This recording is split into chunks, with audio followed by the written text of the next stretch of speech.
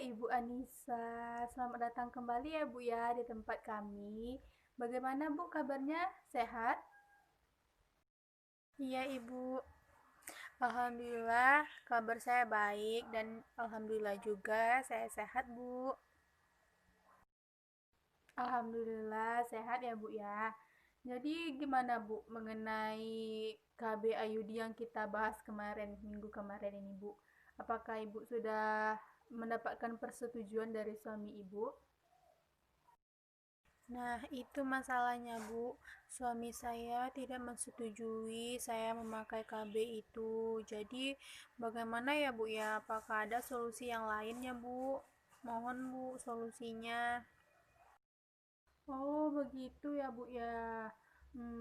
Kalau menurut saya sih, yang KB lainnya sih ada, Bu. Kalau misalnya suami Ibu tidak menyetujui KB Ayudi itu ada KB implan namanya Bu. KB implan itu kayak kalau bahasa awamnya itu seperti uh, susu gitu Bu. Oh iya Bu, saya jelaskan sedikit ya Bu ya mengenai KB implan ini. Implan ini merupakan suatu alat kontrasepsi Bu yang digunakan bisa juga dalam waktu yang panjang ataupun ibu ingin menundakan kehamilannya dalam jangka waktu yang panjang. Nah, sangat cocok ibu menggunakan KB implan ini. KB implan ini berbentuk susu, nanti kita pasangkan di lengan atas ibu, tapi pada bagian bawahnya ini. Nanti sebelum kita memakainya, saya akan melakukan penyuntikan obat bius supaya pada saat nanti saya melakukan sedikit goresan, ibu tidak merasakan sakit.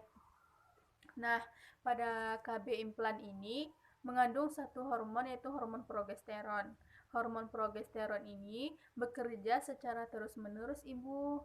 Jadi pada saat KB ini masih ibu gunakan, itu akan dapat menghambat kehamilan ibu dalam jangka waktu yang panjang karena hormon progesteron tadi akan mengalir terus-menerus ke dalam aliran darah ibu. Nah, seterusnya itu merupakan dari KB implan ya Bu ya. Selanjutnya, KB implan ini boleh dipasang apabila ibu sedang menstruasi hari pertama sampai hari kelima. Terus pada saat tidak menstruasi juga boleh Bu, tapi saat ibu tidak menstruasi, ibu pastikan dulu kalau ibu itu tidak sedang hamil. Nah, nanti kalau ibu sedang hamil, kita memasangkan KB-nya, kita takut terjadi apa-apa terhadap kehamilan ibu. Nah, yang ketiga yaitu pasca persalinan ataupun setelah ibu melakukan persalinan itu juga boleh ibu melakukan pemasangan KB susu ataupun implan tadi. Nah, yang keempat, ibu juga bisa melakukan pemasangan KB implan ini pada saat ibu keguguran. Maaf ya Bu ya. Pada saat keguguran juga boleh ibu melakukan pemasangan KB implan. Maaf Bu, dari KB implan ini apakah ada ya Bu ya keuntungannya? Oh, mengenai keuntungannya ya Bu ya. Jadi begini Bu, setiap KB itu ada keuntungan dan juga ada kerugiannya masing-masing. Nah, kalau mengenai keuntungan dari KB implan ini, yang pertama yaitu tingkat keberhasilannya itu tinggi Bu. Satu dari 100 ibu yang memakai KB susu ataupun KB implan ini, jarang yang mengalami kegagalan pada saat melakukan KB implan ini. Jadi, bisa dikatakan ibu tidak usah ragu lagi mengenai keberhasilan dari KB implan ini. Yang kedua yaitu yang jelasnya ibu tidak repot lagi Bu. Setiap hari harus minum pil lah, 1 kali sebulan ataupun sekali 3 bulan ibu harus ke rumah bidan untuk melakukan suntik KB. Itu tidak perlu lagi Bu. Yang ketiga ya Bu ya. Yang ketiga yang jelasnya kalaupun ibu sedang menyusui, itu tidak akan mengganggu produksi ASI ibu. Jadi aman untuk bayi ibu nantinya kalau misalnya ibu masih menggunakan ataupun mau menggunakan KB implan ini. Dan yang jelas pada KB implan ini itu tidak mengganggu uh, kegiatan seksual ibu antara ibu dengan bapak. Jadi aman-aman saja untuk hubungan seksual ibu dengan bapak saat menggunakan KB implan ini ya Bu. Iya Ibu, kalau kekurangannya pasti juga ada Bu mengenai KB implan ini. Nah, untuk kekurangan dari KB implan ini, yang pertama yaitu gangguan pada menstruasi Ibu. Bisa jadi menstruasi Ibu tidak lancar ataupun tidak datang menstruasi sama sekali Ibu. Kalaupun menstruasi Ibu datang, itu berlangsung secara singkat ataupun berlangsung secara lama, bisa sampai 8 hari. Nah, tapi itu tidak berbahaya ya Bu ya mengenai menstruasi yang terganggu tadi, karena itu merupakan satu hal yang lumrah terjadi pada ibu yang sedang memakai KB susu ataupun KB implan ini. Nah, kerugian ataupun kekurangan yang kedua dari KB implan ini yaitu gangguan pada mood ibu. Ibu sering merasa tidak enak hati ataupun melihat ini ibu marah, melihat ini ibu marah gitu Bu. Yang ketiga, sakit kepala, bisa juga nyeri perut dan juga penambahan dari berat badan ibu karena nafsu makan ibu itu meningkat Bu ya kalau memakai KB susu ini. Nah, yang pasti dari kekurangannya ini, yaitu ibu tidak bisa melepaskan KB implan ini sendiri. Karena apa, Bu? Karena KB implan ini harus dilakukan oleh tenaga kesehatan seperti bidan ataupun dokter yang telah profesional ya, Bu ya. Jadi, pada saat ibu ingin melepaskan KB implan ini, ibu harus pergi ke tempat tenaga kesehatan dahulu. Baru bisa ibu membuka KB implannya. Mohon maaf sebelumnya Ibu ya, saya tanyakan sedikit mengenai privasi Ibu. Pada saat sekarang ini, apakah Ibu ada riwayat kesehatan ataupun ada penyakit yang diderita Ibu saat sekarang ini? Ya Bu, nggak apa-apa. Alhamdulillah Bu, saya nggak ada menderita penyakit apa-apa untuk saat sekarang ini Bu.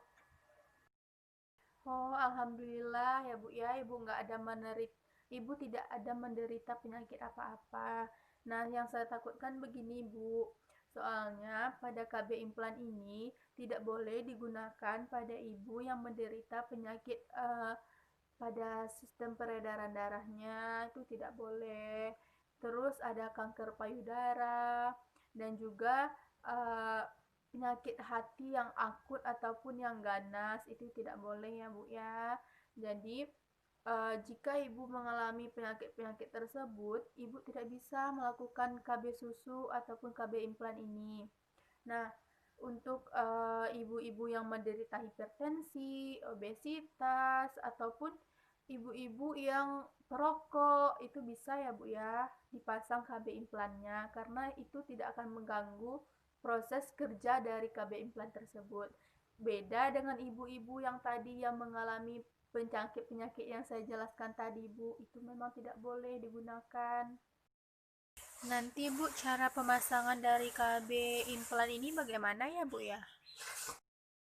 Ya Bu, oh mengenai cara pemasangannya ya Bu ya. Ya begini Bu, cara pemasangannya nanti. Sebelum pemasangan, saya akan memberikan obat bius ataupun anestesi lokalnya supaya pada saat saya melakukan sedikit goresan pada bagian lengan atas, pada bagian bawahnya, itu ibu tidak merasakan nyeri sedikit pun. Jadi saya berikan sedikit obat biusnya. Setelah itu, barulah saya memasukkan KB implannya tadi Bu. Setelah memasukkan KB implannya itu menggunakan alat-alat khusus nantinya, saya akan membalutkan luka ibu tersebut dengan perban. Supaya apa Bu? Supaya pada lukanya ini tidak terjadi infeksi ataupun gejala-gejala infeksi. Supaya lukanya ini juga bersih Bu. Begitu. Nah, selanjutnya jika telah Ibu melakukan pemasangan KB implan, yang Ibu perhatikan itu kekeringan dari luka Ibu tersebut setelah 2 harinya, baru diganti perbannya. Yang kedua, Ibu harus memperhatikan apakah ada tanda-tanda infeksi seperti memar ataupun kemerahan pada lengan Ibu. Nah, Ibu juga bisa bekerja kok Bu, tapi Ibu harus memperhatikan supaya luka Ibu tadi tidak terbentur pada benda-benda keras supaya ibu tidak merasakan sakit yang berlebihan. Jadi bagaimana Bu mengenai KB implannya? Apakah Ibu sudah bisa memahami dari KB implan tadi? Iya Bu, alhamdulillah saya sudah paham mengenai KB implan tadi. Nah, jika telah memahami, terima kasih ya Bu ya sudah mau berkonsultasi kepada saya, dan juga insya Allah nanti kita pasang ya Bu ya KB implannya. Makasih Ibu sudah berkunjung. Hati-hati di jalan ya Bu ya.